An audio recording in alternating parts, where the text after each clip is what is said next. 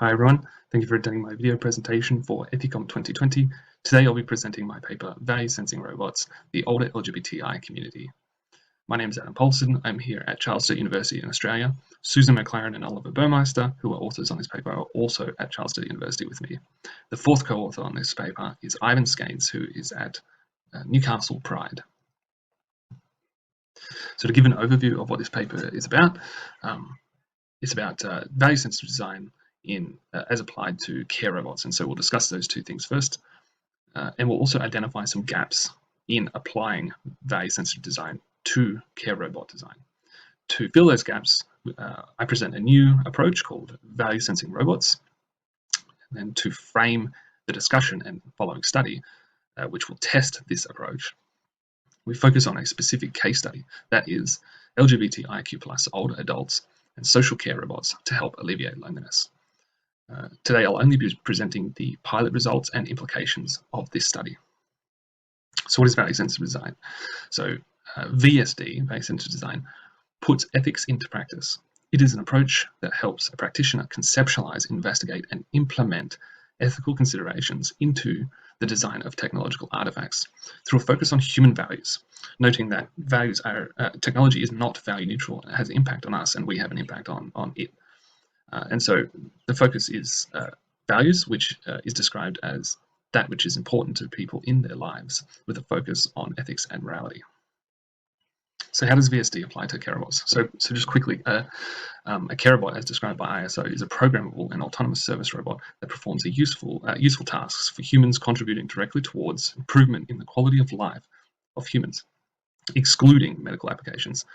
So as VSD has been applied to care robots so far, there are some gaps. Those are that designers are making value trade-offs during the design process, which should be made in situ by the care robot with the user in mind, so within their relationship, so as to promote person-centered care. Another gap is that there's a missing account for care for robot designers. The last gap is that VSD does not lend itself easily to designing adaptive care robots. So the new approach to fill those gaps is value sensing robots. The key principles of value sensing robots, which we've theorized here, are as follows. So focus on values. So we note that in traditional value sensitive design, values are neither entirely normative nor descriptive. They are contextual and interpretive, and so care is the same. It's very similar. To describe that, so care, as another principle, care is split down the middle in what is about caring for someone and caring about them. There are intrinsic goods in caring for someone and instrumental goods in caring about them. And so you can see in the table here, we can split these considerations down the middle and hold that intrinsic care values are important when caring for someone. And we can find these values in applied ethics in care, such as codes of conduct and standards. These are objective ethical considerations. And when we're designing for them, we're designing a robot that will embed these considerations into the design. And so on the other half is instrumental care values, which are important in caring about someone. They are the descriptive goods held by individuals and groups, and they're captured by care theories. They are subjective, and to design for them, we should think about adaptive robots that do value sensing, that can learn about a person in situ and adapt its behavior to that person. And so that covers also the third principle. And a value sensing robot should try to learn, detect, and adapt to users' values and their value interpretations. This is key. So the case study is, it will help frame the study that we're going to be talking about. So the context, the case study, is LGBTIQ plus older adults and loneliness. So we focused on loneliness because there's quite a high rate of loneliness amongst this community. And we focused on this community in particular because their values are undersurveyed in care and completely unexplored in the technology space. So how can robots help LGBTIQ plus older adults? So we need to think about social care robots. And again, this is just providing more context for the value sensitive design thinking. And so some social care robots which might be able to help this group are chat robots, service robots, even with inherent social capacities. And these robots can do things like facilitate conversations, connect people through video calls, host group activities, these sorts of things. And so as for the study and methods, in order to evaluate the new approach with the case study in mind, we conducted in-depth semi-structured interviews with LGBTI older adults, care service providers, and robot designers. We took an interpretivist, constructivist approach. We aimed for 25 in-person or over-the-phone interviews. We actually got over 30 in the end. Yes, so here we'll only be talking about 5 of those interviews, and those interviews were with 3 gay men, 1 gay gender fluid person, and 1 lesbian non-binary person. The aims of the study were to build on VSD theory by empirically evaluating the value sensing robots approach by 1, exploring the use of social care robots to help LGBTIQ+ older adults with loneliness, 2, eliciting the undersurveyed values of this community through interviews, and 3, realizing LGBT+ friendly robot, creating a LGBTIQ+ friendly robot framework based on those values with respect to the value sensing robots approach.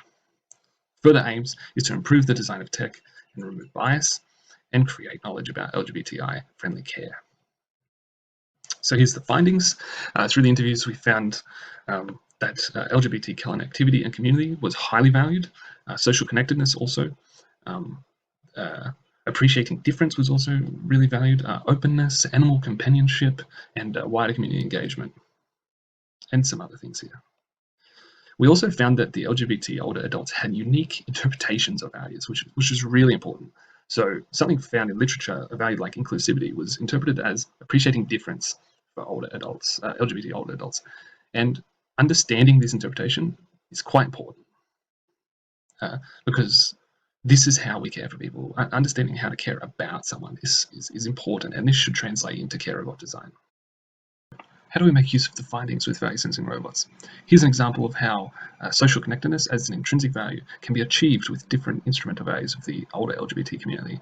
Values like appreciating difference and LGBTI openness can help towards, if guaranteed in care about design, can help towards achieving social connectedness for this community.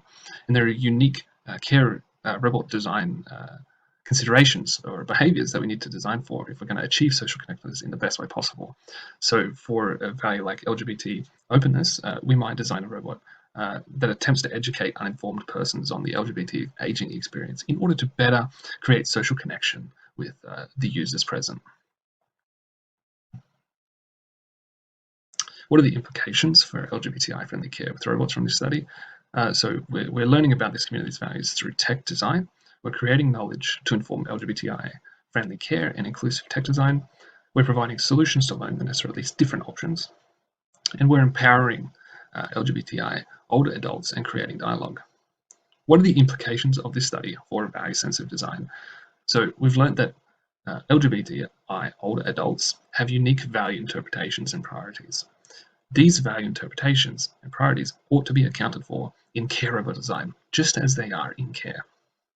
Failing to account for instrumental values in value-sensitive design risks configuring the user as everyone. Value-sensing robots are needed to fix this problem.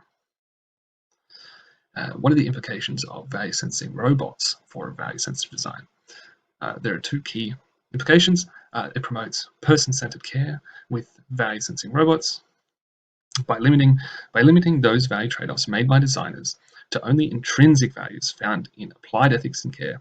More instrumental value-driven decisions are being made by the robot in relationship with the user during runtime. This promotes choice, autonomy, and person-centered care. Also, designing for care. Articulating the difference between caring for someone and caring about them in the language of values provides designers with a simple method to understand what care is and how to design caring robots. That's it. Thank you so much for attending my video presentation. You can contact me if you have any questions, and I appreciate any discussion that follows.